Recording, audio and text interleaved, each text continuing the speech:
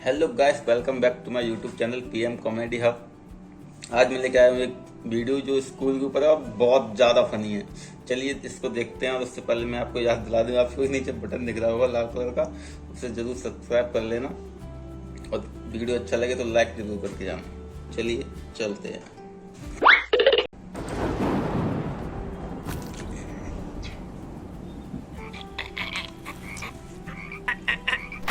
हमारा स्कूल ये एक ऐसा कैद खाना था जहाँ के नियम कायदे कानून कुछ अलग होते थे।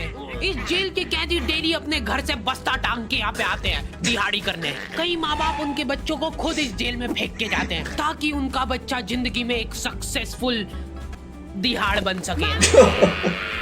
दरिंदे रोक दे बच्चा। मैं अपनी दिहाड़ी करने वैन से जाता था। हमारी वैन वाले ड्राइवर का नाम था भैया जी और उसकी वैन का नाम था मैजिक, जिसका हर दूसरे दिन टायर पंचर हो जाता था। बच्चे लोग स्कूल जाके पढ़ना सीखे ना सीखे टायर पंचर बनाना जरूर सीख जाते थे। लेकिन भैया जी से मेरा अलग अटैचमेंट था। उनसे मेरे को दिल से नफरत थी। ये आदमी सुबह 5 बजे आके मेरे घर के सामने हॉर्न बजाता था। अरे भैयू, ओए भैयू, जल्दी से तैयार हो जा बेटा, 5 मिनट में निकलना है फटाफट। 9 बजे का स्कूल है यार हमारा। लेकिन ये आदमी सुबह सबसे पहले आके मेरे को लेता था। उसके बाद हम 3-4 घंटे पूरे शहर भ्रमण पे निकलते थे। शहर के पूरे आखिरी कोने से बच्चे ले लेके आता था ये आदमी। जहाँ पे वैन जा भी नहीं सकती उधर कूदा कूदा के ले जाता था ये, और फिर टायर पंचर हो जाते थे। शाम पड़े वापस से हमको घर घर छोड़ के आता था ये। जिंदगी बर्बाद कर दी थी भैया जी ने मेरी। सबसे पहले लेते थे और सबसे आखिर में छोड़ते थे। लेकिन मैं फिर भी उसी वैन में जाता था क्योंकि चमेली भी हमारी वैन में ही आती थी। और बात यह है कि वो मेरे पास ही बैठती थी, मतलब मजबूरन। उसके पास और कोई ऑप्शन ही नहीं बचता था और मैं बचाता भी नहीं था। मैं घर पे जाते थे, जो 2-3 घंटे मेरे को सोने के लिए मिलते थे उसमें सोता नहीं था और मैं प्लानिंग करता था कि कैसे चमेली सिर्फ मेरे पास बैठे। चमेली सबसे आखिर में आती थी और मैं सबसे पहले सुनसान वैन में चढ़ के बस्ता अपने पास में रख के और फसर के सो जाता था। बाकी सारे बच्चे अपना बस्ता गोदी में रखते थे क्योंकि तुम्हारे बाप की वैन नहीं है, मतलब मेरे भी नहीं थी, पर मेरे ऊपर भैया जी को तरस आ जाता था कि बेचारा 5 बजे से आया है, तो वो सोने देते थे। अरे कैसे चला रहा है ये गाड़ी? रुक जा, गाड़ी चलाना नहीं आती क्या? देखो, आदमी इतना तभी चिढ़ता है जब उसकी जिंदगी में कोई लड़की ना हो। नहीं है ना? नहीं, मैं समझ सकता हूँ लड़की ना होने का दुख दर्द। मैं भी किसी जमाने में लड़कियों की तलाश में गली मोहल्ले भटकता था। फिर एक दिन मेरे पास से वो निकली। जैसे ही मैंने हैपन खोल के देखा, उसकी आईडी मेरे फोन पे चमक रही थी। हैपन ये एक रियल लाइफ डेटिंग ऐप है। यहाँ पे तुमको वो लोग मिलेंगे जो तुम्हारे आस पड़ोस से निकले हो कभी न कभी। 100 किलोमीटर दूर रहने वाले लोगों से बात करके फायदा ही क्या जब तुम मिल ही ना पाओ। और अगर तुम्हारी घिनौनी शक्ल देख के यहाँ पे तुमसे कोई प्यार मोहब्बत नहीं भी करता है तो तुम फ्रेंडशिप तो कर ही सकते हो फिर भी। So go and check it out happen. Link is in the description. लेकिन मैं सोता नहीं था। मैं आंख बंद करके चमेली के घर का इंतजार करता था। तो क्योंकि चमेली आखिरी में आती थी तो वैन पूरी पैक पुक हो रखी होती थी, बच्चे बाहर उबल रहे होते थे और मैं अपना बस्ता पास में रख के एक्टिंग देखो एक्टिंग। और जैसे ही वो आती थी, हड़बड़ाना नहीं, ऐसे टाइम पे हड़बड़ाते नहीं है कि फटाफट बैग उठाया और आओ इधर बैठो जल्दी। मत करना ये हरकत, भाग जाएगी वो। ठरक नहीं झलकना चाहिए, जरासिक भी एकदम सटल रखना है। क्या हुआ? और कहीं जगह नहीं है क्या? तेरे मुंह में मूत दूंगा मैं। अच्छा ठीक है, इधर ही बैठ जा। देख रहे हो एक्टिंग देखो तुम लौंडे की। ना जाने कौन सी नशीली खट्टी मीठी खुशबू लगा के आती थी चमेली। आज तक उसकी खुशबू है मेरी नाक में। मैं वो खुशबू का पूरा मजा ले ही रहा होता हूँ, इतने में एकदम जने से जैसे ही मैं बाहर झांकता हूँ, मरा हुआ कुत्ता पड़ा है वहाँ पे। एक काली कार शुक करके निकली और मेरे बच्चे को मार दिया। कैसे करके निकली? शुक। मजा आ रहा है ना? ऐसे नहीं निकली थी, मैं यहीं पे खड़ा था, वो कार आई थी और जैसे ही वो बच्चा नीचे आया तब वो खड़ा, वो बच्चा चिल्लाया और फिर कार करके भाग गई। उधर कुछ बच्चे ऑटो रिक्शा से भी आते थे भाई स्कूल। साहब। ऐसा लगता था कि पूरे स्कूल के बच्चे इस एक ऑटो रिक्शा में ठूस ठूस के ले जाता है वो। ये ऑटो वाले और भैया जी दोस्त थे और अब ये बीच सड़क पे रेसिंग लगवा रहे। इनकी गाड़ियां उबला रही है बच्चों से, पर फिर भी नहीं मान रहे ये लोग। नहीं जीतूंगा। स्कूल जाके वो पीछे मुलट के देख रहा है तो एक बच्चा नहीं बचा उसके ऑटो रिक्शा में। हमारे भैया जी बेचारे पीछे से उनके गिरे हुए बच्चों को उठा उठा के ला रहे थे। ये सब हरकतें करके हम लोग जैसे तैसे कैद खाना पहुंच जाते हैं। सुबह 5 बजे से निकलने के बावजूद हम लोग लेट पहुंच रहे हैं वहाँ पे पहुंच के हमने देखा कि 4 लौंडे मरे हुए पड़े हैं जिनको डॉन ने मारा है। डॉन हमारे स्कूल की इंचार्ज थी। डॉन का कद छोटा था और पेट मोटा था और आश्चर्य की बात यह है कि समय के साथ उसकी हाइट कम हो रही थी। मतलब बड़े नहीं बड़े वो चलता है एक बार को, पर इसकी कम हो रही थी। डॉन बहुत स्ट्रगल करके कार से स्कूल आती थी खड़े होके, क्योंकि बैठ जाए तो उसको सामने की सड़क नहीं दिखती थी। वो अलग बात है, खड़े होके भी पूरा नहीं दिखता था। हर रोज 2-4 कुत्ते कुचलते हुए आती थी वो। फिर मेरे को समझ आया कि रास्ते में जो कुत्ते दिखे थे वो डॉन इस कैद खाने में छत पे बैठी रहती थी स्नाइपर लेके। कोई भी कैदी कुछ गलत गतिविधि करता हुआ दिखता था तो वहीं पे, मैडम इनकी लाश का क्या करना है? अरे ये तो आपको पता ही है। इसने तो नाले में फेंक नारे दिया। गए थे यार झमू दीदी, फटाफट ये खून वून साफ करो। झमू दीदी बुलेट से स्कूल आते थे और ये अफवाह फैली हुई थी पूरे स्कूल में कि उनके घर पे मर्सिडीज भी है। लेकिन झमू दीदी हम्बल रहना पसंद करते हैं। ऐसा कहा जाता था कि ये स्कूल ऑन पेपर झमू दीदी के नाम पे ही है, पर वो हम्बल रहने के लिए यहाँ पे झाड़ू पोछा लगाती है। वैसे मैडम इन्होंने करा क्या था? गैर कानूनी पेन फाइट का सट्टा खेलते थे ये लोग क्लास में। उससे मेरे को प्रॉब्लम नहीं है, मेरे को क्यों नहीं? हाँ, हमारी क्लास में पेन फाइट का सट्टा चलता था। हमारे इधर जो लौंडा पेन फाइट में जीतता था सामने वाले का पेन उसका हो जाता था। तो मैंने भी किया है। कुछ बच्चे अपना सब कुछ दांव पे लगा देते थे और कर्जे में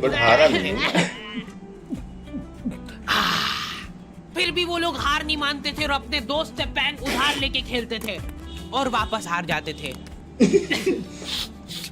तो अब क्लास में कुछ बच्चों के पास पोटला भर के पेन पड़ा है और कुछ बच्चों के पास पेन ही नहीं है।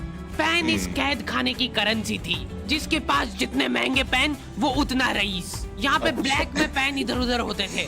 नॉर्मल लोगों के पास होते थे 5 रुपए वाले जीफी जेल, जो कि तुम एक पन्ने पे लिखोगे तो पीछे 10 पन्ने तक छप जाएगा। और उनसे भी गए बीते लोग होते थे जो 3 रुपए वाला यूज एंड थ्रो लेके आते थे और उससे भी उनकी अच्छी राइटिंग आ जाती थी। बहुत चिढ़ मचती थी यार मेरे को उनसे। और कुछ चुनिंदा रईस लोग होते थे जिनके पास होता था ट्राईमैक्स। हर बच्चे का सपना होता था कि उसके पास एक ट्राईमैक्स हो, साथ में आसपास 2-4 लड़कियां हो। मेरे को प्लीज मेरे को यहाँ पे ऑटोग्राफ दे दो। ये लो ट्राईमैक्स की इनके ये ट्राईमैक्स क्या बात कर रही है? सही में एकदम रईस लोग ही अफोर्ड कर पाते थे ट्राईमैक्स। वो बाबड़े भी एक एक अक्षर लिख के रिफिल खोल के देखते थे। खाली हो रही है तो एक बार एक रईस बच्चे का ट्राईमैक्स चोरी हो गया। पूरे स्कूल में हाहू मच गई थी।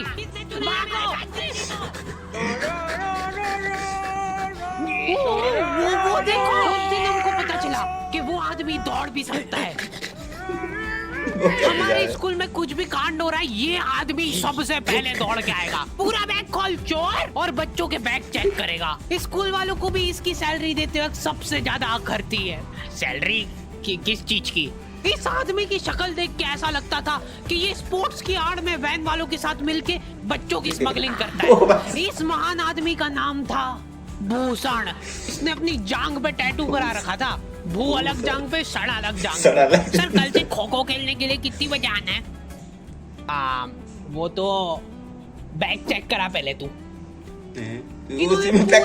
खाने के कैदियों को लाइन से खड़ा कर दिया है। पेन हमारी क्लास के बच्चे का गुमा है और पूरे स्कूल में ढूंढ रहे हैं लोग। आखिरी में पता चलता है कि वो बच्चा घर पे भूल के आ गया था उसका पेन। सॉरी बेटा, एक भेड़ में मुंह देगा।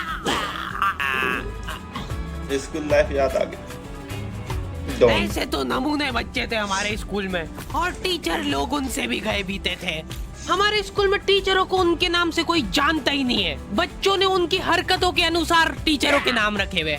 हमारे इंग्लिश वाले टीचर का नाम सभी था स्कूल में छोटा रखते भीम। टीचर का नाम। इससे चिड़चिड़ा आदमी मैंने आज तक नहीं देखा। तुमने क्या रखा था बताना जरूर। छोटा भीम की हॉबी थी लड़कों को कूटना। उस बेचारे की हाइट छोटी थी तो बच्चे के मुंह तक उसका हाथ ही नहीं पहुंचता था। बेचारा उचक उचक के मारता था, फिर भी कमर तक ही हाथ पहुंच पाता था उसका। एक पॉइंट पे मेरे को ऐसा लगने लग गया था कि उसको सैलरी लड़कों को कूटने की मिल रही है। कभी किसी बच्चे को बहुत ज्यादा मार दिया, घायल हो गया वो बेचारा, ये लो आपका एक्स्ट्रा बोनस। होमवर्क तुम्हारा बाप करेगा क्या? सर मेरे पापा मर गए, तू भी मर जा। ये लो। अरे वाह, पेपर बना दिया इसका। नहीं चल रही, सांस तो नहीं चल रही है। हाँ कंफर्म मर चुका है ये। ये लो आपका प्रमोशन हो गया है। लड़कियों से उसका अलग अटैचमेंट था। कौन सा परफ्यूम लगा के आई हो? सर थोड़ा दूर रहो। अरे मैं कुछ कर थोड़ी ना। भोली सी सूरत और आंखों में ठरक लेके स्कूल आ जाता था ये daily. So this means that he will jump over it and then he start। ये आदमी इंग्लिश को इंग्लिश में ही ट्रांसलेट करके चल जाता था हमारी नंगी आंखों के सामने। इधर वॉशरूम में मौत का नंगा नाच मचा रखा था लॉन्डो ने। 4 लॉन्डे दिन भर वॉशरूम में जाके खड़े हैं, कुछ भी नहीं कर रहे वो लोग वहाँ जाके। उनको बस मन की शांति मिलती है वहाँ जाके। अगले दिन उन चारों ने प्लानिंग करी, कुछ तो प्रोडक्टिव करते यार वहाँ जाके। अगले दिन वो सब पानी की बोतल लेके गए। अब वो पानी पी पी के हाथों हाथ मूत रहे हैं। और ये टीचर लोगों को प्रॉब्लम क्या है, बच्चे अगर वॉशरूम जा रहे हैं तो एक गया है तो अभी दूसरा नहीं जा सकता है। क्यों? तुम्हारे घर की लेटरिन थोड़ी ना है वो कि एक टाइम पे एक जना यूज कर सकता है। मान लो वो 2 जने अगर वॉशरूम में मिल गए तो वो क्या कर लेंगे ज्यादा से ज्यादा? भाई यहाँ का बल्ब निकाल लेते हैं ना। हाँ निकाल लो, फीस भरी है अपन ने। लॉन्डो को ऐसा लग रहा है कि इन्होंने फीस भर के पूरा स्कूल खरीद लिया है। 10 लॉन्डे कॉरिडोर में छाती चौड़ी करके चल रहे हैं प्रिंसिपल के सामने। प्रिंसिपल को इग्नोर कर रहे हैं लोग। इनको ऐसा लग रहा है कि इन्होंने फीस भर दी है तो प्रिंसिपल इनके पैर पड़ेगी। उनमें से आधों ने फीस भरी भी नहीं है। हमारा स्कूल बिल्कुल सेफ नहीं था। हमारे वॉशरूम में चोरियां हो जाती थी यार। बल्ब चोरी करने के बाद सब लोग अंधेरे में मूत रहे एक दूसरे के जूते पे। उधर कर। उसके बाद पूरे वॉशरूम में कुछ दिख नहीं रहा है चोरी करने का। तो ये लोग हाँ नल उखाड़ के ले गए। नल कौन ले जाता है? कभी वो मछली वाले साबुन चोरी हो जाते थे, कभी ये फिनाइल की सफेद गोली को माउथ फ्रेशनर समझ के खा जाते थे। भाई इसको चबा मत, इसको चूस, ज्यादा देर तक चलेगी ऐसे। ठंडक हो रही भाई, ठंडक।